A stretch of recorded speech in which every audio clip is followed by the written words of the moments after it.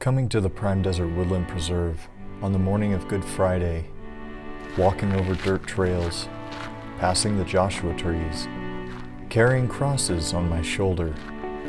It's a moving experience. I can't explain the depth of worship and gratitude I gain for Jesus. When I finally did get a chance to pick up one of the crosses and carry it to one of the furthest spots on the trail, as the cross dug into my shoulder, it started pulling a little bit on my heartstrings. The Stations of the Cross comes to the Prime Desert Woodland Preserve on Good Friday as an annual tradition, where folks from various denominations come to move through the story of the crucifixion in a tangible experience.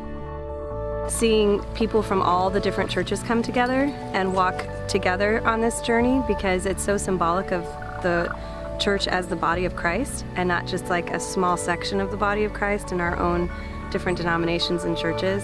You can go with a guided tour or on a solo hike. And to even fathom what Jesus went through, I mean, he went through much more than just carrying a cross on his shoulder, but it definitely put a little perspective in my mind, a little meat to the story. In Station 1, we have the scene where Pilate washes his hands. Station 2 is where Jesus gets the crown of thorns and takes up the cross. At Station 3, we hear about Simon of Cyrene, who helps carry the cross. Station 4 is where Jesus speaks to the women. Station 5 deals with the soldiers casting lots for Christ's clothing. At Station 6, we actually get a chance to hammer the nails into the cross. The most moving experience that I've had at the Stations of the Cross was the one where I actually pounded steel stakes into a cross.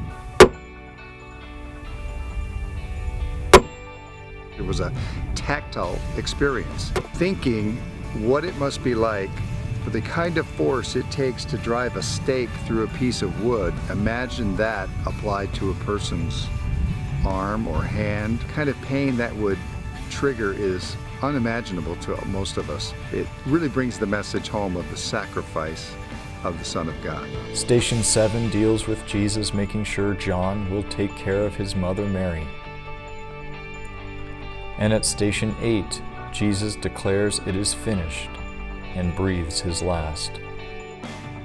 I love being outside and getting a chance to worship God and connect with people, but in a unique way where we're walking and like having to do something kinetic.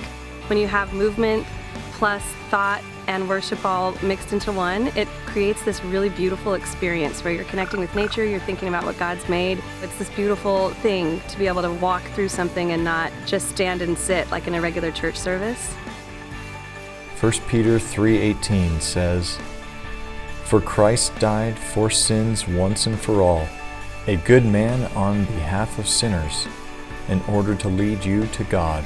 He was put to death physically, but made alive spiritually."